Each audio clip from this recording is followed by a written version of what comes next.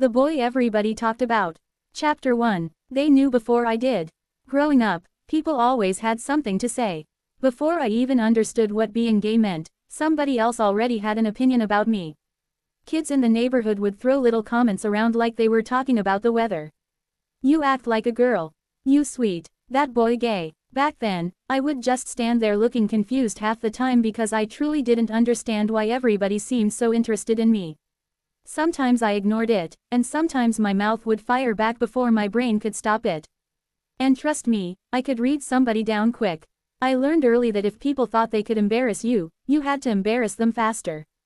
So if somebody came for me, I would talk about their shoes, their mama, their ashy elbows, or the fact they wore the same jeans 3 days in a row. I wasn't trying to be mean. I was trying to survive. What fascinated me most wasn't even the teasing itself.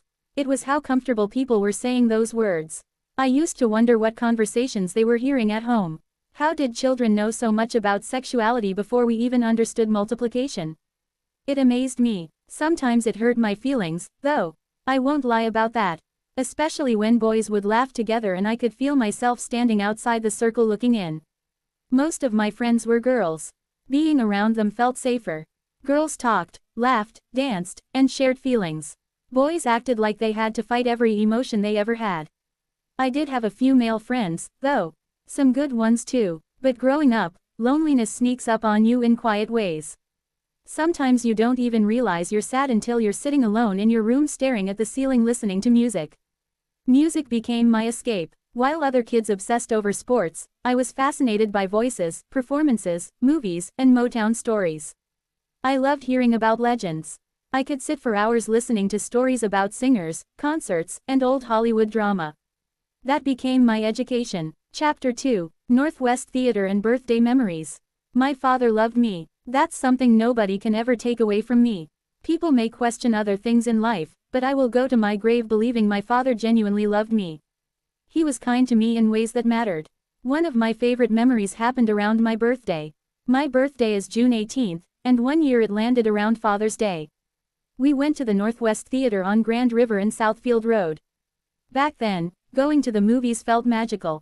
The lights, the popcorn, the big posters outside, the excitement of sitting in those soft seats waiting for the previews to start. For a couple of hours, life felt bigger than the problems outside.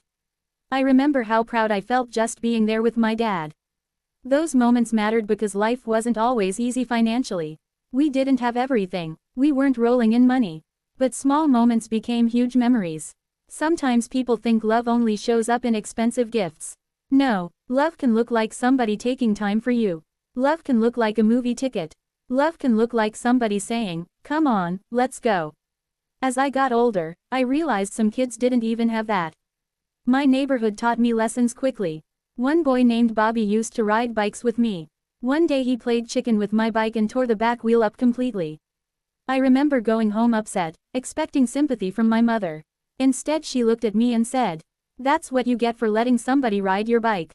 That sentence stayed with me my whole life. Sometimes adults don't realize children remember everything they say.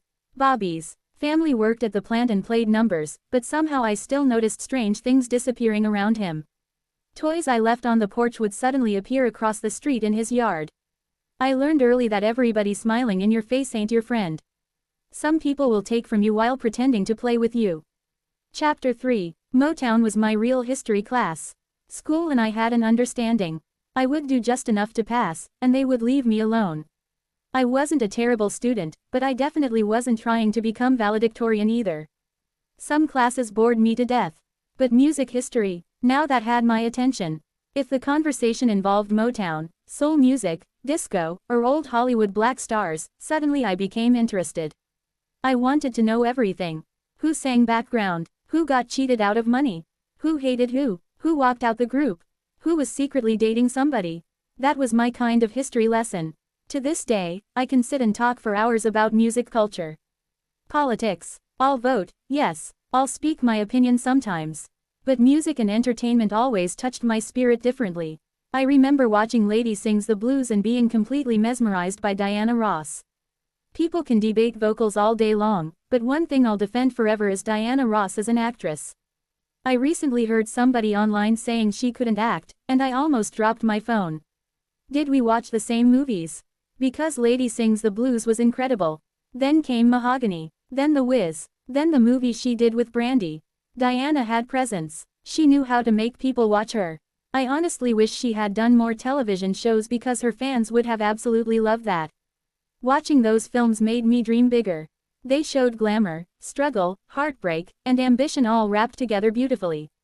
Sometimes movies become emotional lifelines without people realizing it. Chapter 4. Smart Mouth, Soft Heart. People always noticed my mouth before they noticed my feelings.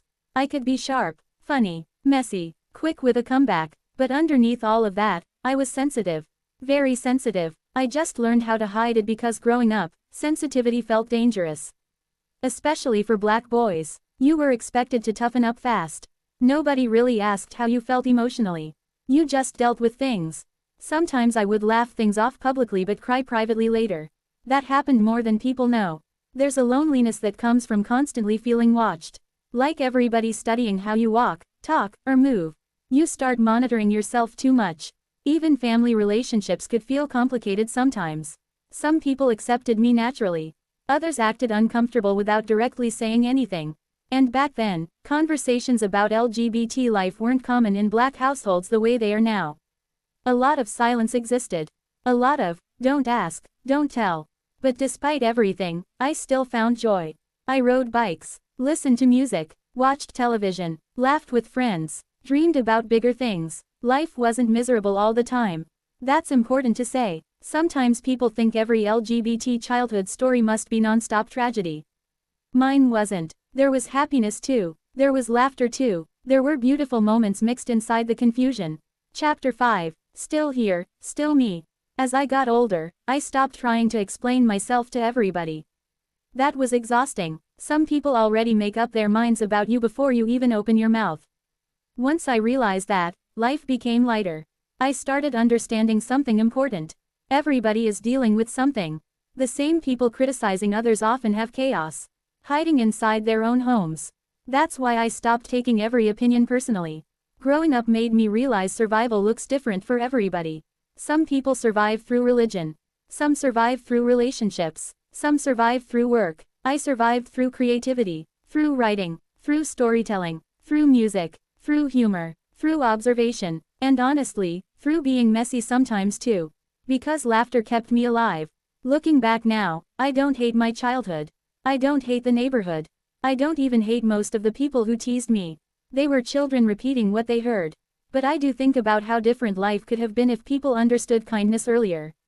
I think about how many young people are still growing up feeling misunderstood right now.